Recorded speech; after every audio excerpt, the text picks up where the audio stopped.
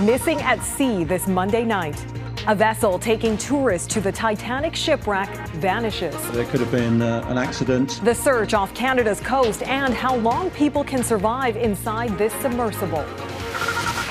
Gripped by grief, the support for Manitobans mourning loved ones lost in that terrible bus crash. On the front lines of the fight against Russia. Global News is with Ukrainian soldiers inside the tank shooting down drones and missiles. And trying to patch things up. It is very important. The U.S. and China work on their complicated relationship. Global National with Donna Friesen. Reporting tonight, Neetu Garcha. Good evening and thanks for joining us. A major search and rescue operation is underway tonight. A vessel that takes tourists and scientists to see the wreck of the Titanic is missing off the coast of Newfoundland. There are 5 people on board with enough oxygen for just a few days. The submersible was scheduled to depart from St. John's on June 12th for an 8-day round trip to the wreckage site, roughly 600 kilometers away. It was reported missing after it lost communication sometime on Sunday.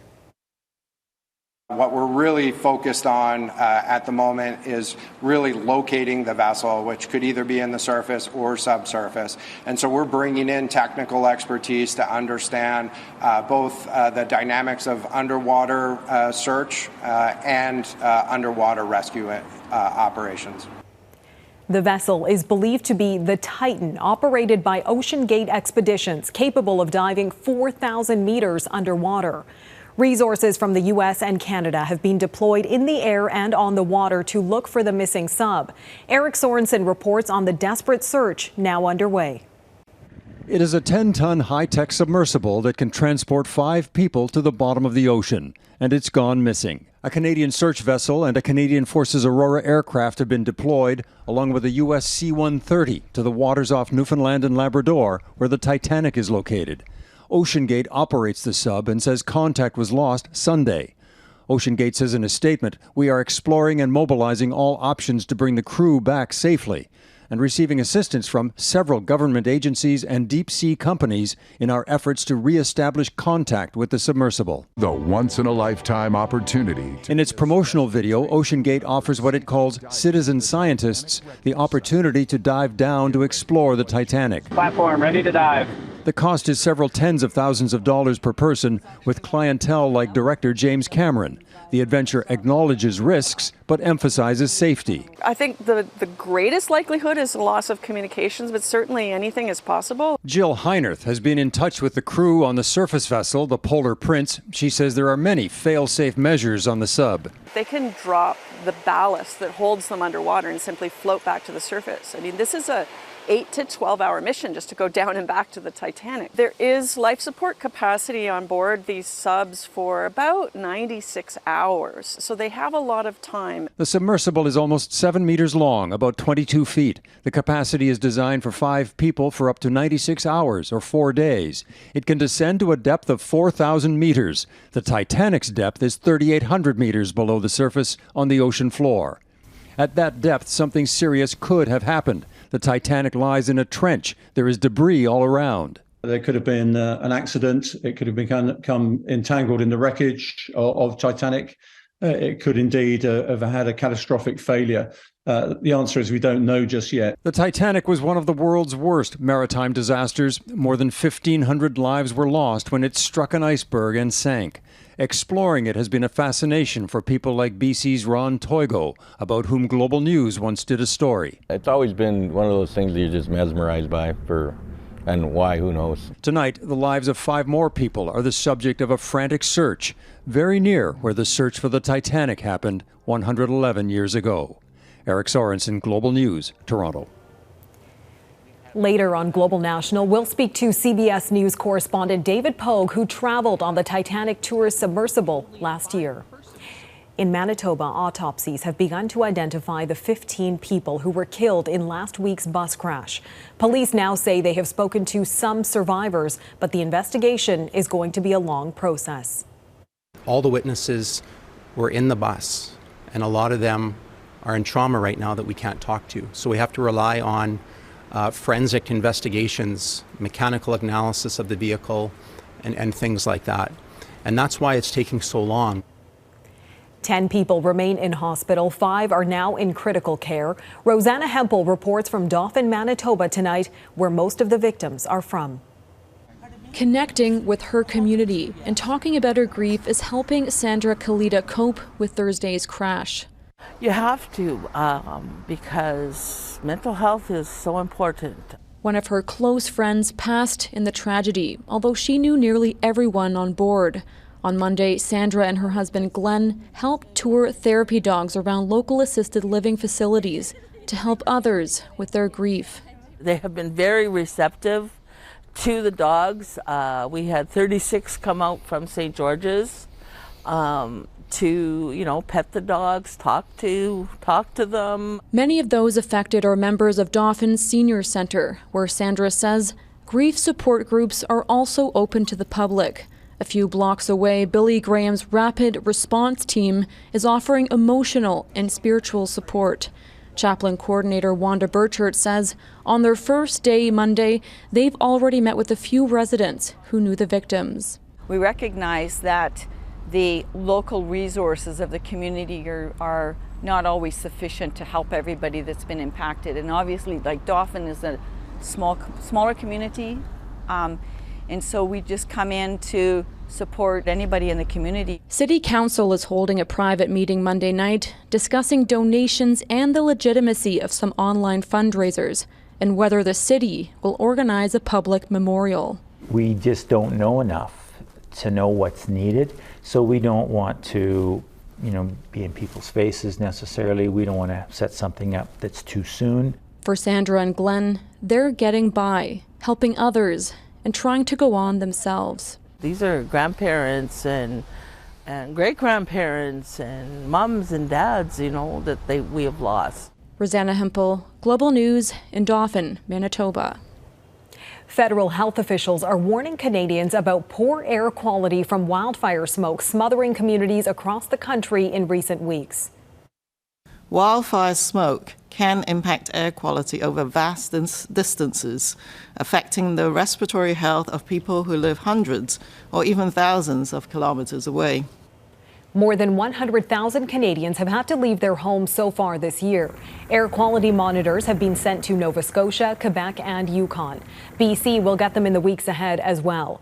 People are being advised to limit time outdoors when smoke levels are high and consider masking up to help filter out harmful particles.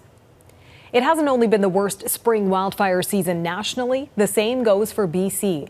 There are about 60 active wildfires in that province right now. The Donny Creek wildfire in BC's northeast has grown to more than 534,000 hectares. It remains out of control, but an evacuation order for surrounding areas has been lifted. That wildfire is expected to burn into the fall. In the House of Commons today, the Trudeau government was asked to respond to a document recently released by the RCMP that suggested Prime Minister Justin Trudeau was under investigation for matters relating to the SNC-Lavalin affair. The matter involved allegations that in 2018, Trudeau improperly pressured then Justice Minister Jody Wilson-Raybould for favorable legal treatment of the Montreal-based engineering firm SNC-Lavalin. But late this afternoon, an RCMP spokesperson told Global News the document released contained incorrect information and that there is no ongoing investigation into the SNC saga. The RCMP said it concluded there was insufficient evidence to proceed. Alexei Navalny defiant and defending against extremism charges. Coming up, the new trial for the Russian president's most outspoken critic. Plus. I'm Crystal Goomansingh. Global News has been given access to the air defense team, which is working to keep people in the city safe. We'll have their story coming up. The Russian president's #1 rival, opposition leader Alexei Navalny, is facing a new trial that could keep him locked up in prison for decades. Navalny is facing new charges of extremism. Vladimir Putin's biggest critic is already serving a 9-year sentence for parole violations, fraud, and contempt of court. Charges Navalny and his supporters say are politically motivated to keep Putin in power. Navalny faces multiple charges in this new case that include creating an extremist network and financing extremist activity. If convicted, Navalny could spend an additional 30 years behind bars. Ever since Putin waged the war in Ukraine, citizens have been terrorized at nightfall. Under the cover of darkness, Russian forces fire a barrage of missiles and drone attacks. And as Ukrainians take cover, air defense units only have a few minutes to intercept and destroy threats from above. Our Crystal Goomansingh was granted special access to an air defense unit near the Ukrainian capital. In a beast they've nicknamed the Dragon for its size and power, this squad of young soldiers harnesses a Gepard to slay their enemy. Gepard справляется с цією задачею. Drones are not difficult for her at all. Roman, we're only using his first name, commands the team of three, which includes Alex and Alexandre. They were all trained on the anti-aircraft system in Germany. The Gepard, with its twin 35mm cannons, was developed in the 60s. Germany decommissioned the units more than a decade ago. Then last year, the Gepards were donated and pressed into service in defense of Ukraine. The automatic cannons can engage targets within 6,000 meters, protecting people and critical infrastructure in the capital region with a high rate of success. The first downing we had was a cruise missile, says Alex. She flew past us. We captured her and shot her down. It was winter, and of course, there was joy. Yes, contact! During the month of May, Ukrainian officials say the capital was targeted on 21 days by Russian aerial attacks. Air defense systems have been able to intercept those incoming drones and missiles, giving residents a bit of hope. When people hear a drone, which sounds similar to a moped in the sky, they pause, listening optimistically for a successful air defense takedown. It's a feeling, a short-term feeling of inspiration that we are doing the right job. Roman was an engineer before the full invasion. The 28-year-old has learned every inch of his Gepard. He walks Global News through where the links of ammunition are fed down below the gunner, highlights the onboard radar, and shows us his seat in the turret. It's really hard to give a true understanding of it, but it is an incredibly small little space. It's expected this summer that the first rounds of German-produced ammunition will be sent to Ukraine. The Gepard can fire more than 1,000 rounds per minute. Earlier this year, Germany's defense minister announced a deal with a local manufacturer to start producing the rounds in country again to ensure Ukraine would have a steady supply of ammunition. Switzerland is debating the sale of its war materials to third parties so Ukraine could benefit. Roman speaks a little English and makes a clear ask of Canada and all allied nations. Weapon and ammunition. Protecting their country means protecting their families. Alex used to be a bartender. The 31-year-old was known for his piña coladas. Now he serves his country, just like his mom and dad who are on the front lines. I worry and they worry. We try to call each other every day if possible. Ukrainians are battling on all fronts to protect their people and secure their borders. Countries have donated several different types of anti-aircraft weapons to be used around the country, including 34 Gepards from Germany. Roman, Alex, and Alexandre say they can rely on their Dragon and are ready to release it when needed. Crystal Goomansingh, Global News, Kyiv region, Ukraine. Tense ties ahead. The U.S. and China try to stabilize their intense rivalry.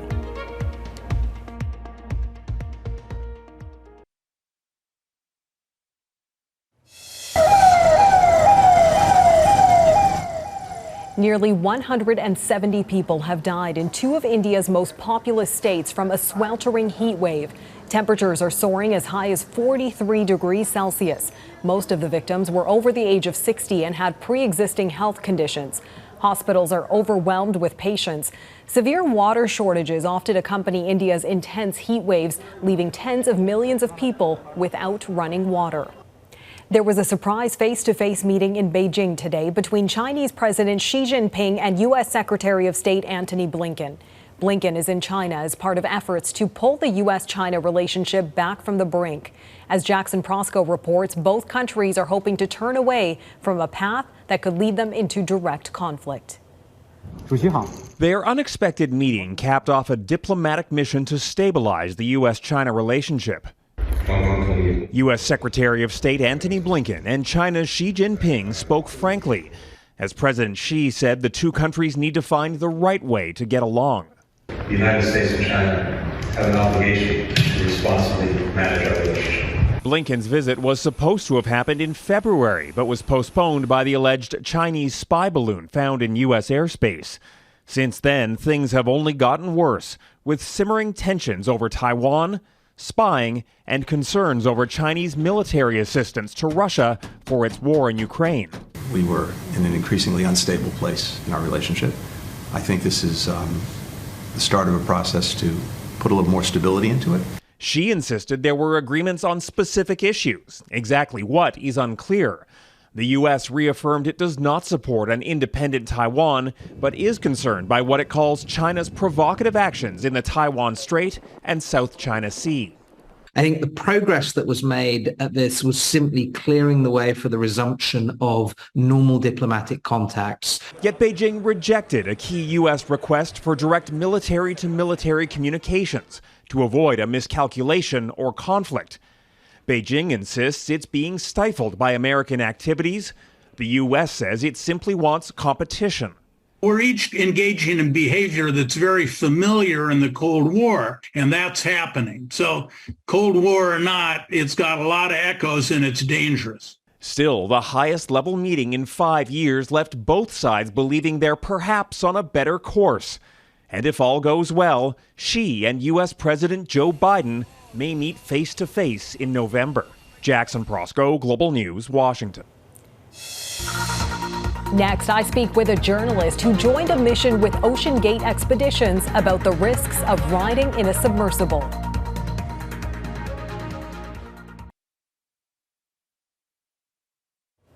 CBS correspondent David Pogue joined an expedition to the Titanic wreckage last year, riding in OceanGate's specially designed submersible vehicle. And David joins me now. So, David, first of all, what is your reaction to the news of the missing tourist submersible? I mean, I know the people who run the company. I know some of the people on this week's trip. I'm kind of freaking out and also wondering how it's possible. I mean, there is a lot of safety, a lot of checklists, a lot of redundant systems built into this thing. It must have been something really freakish. What is your understanding of how this could happen? So the first thing I worried about the night before I went on it was that we'd run out of air, or that we'd get a leak and implode. So, or that we'd be stuck on the bottom. So there's 4 days worth of air in there. They're already 1 day in, so 3 left. They have 7 different methods for returning to the surface, like dropping off weights or using their propellers and so on.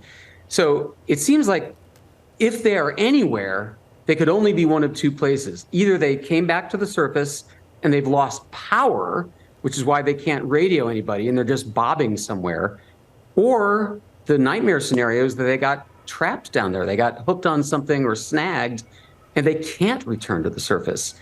And in that case, there's no good ending to the story because there's no other craft that can go down there and get them. It's a one of a kind. Right.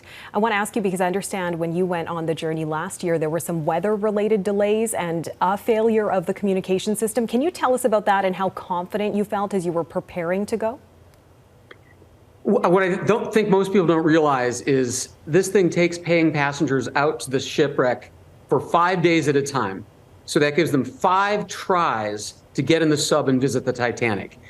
This is the 3rd year they've done it. They go out 5 times each summer, and most weeks they get down only once out of the 5. All of the other times, either there's bad weather or a mechanical failure.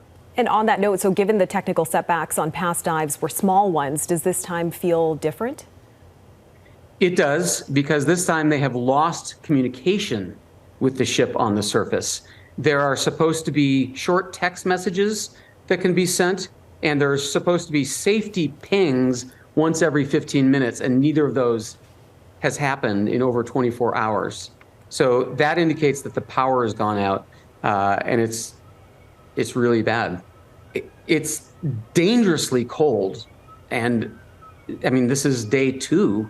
So that's another worry, in addition to they're not equipped with anything but snacks and 1 water bottle. When you were at the deepest depths of the voyage that you were on, how safe did you feel? It turns out that I was worried about the wrong things. I really lost sleep the night before. I was kind of a mess. But I was worried about getting back to the surface and running out of air. And again, those are 2 things that I didn't need to worry about. When I asked Dr. Rush what he worries about, this is what he told me: getting snagged.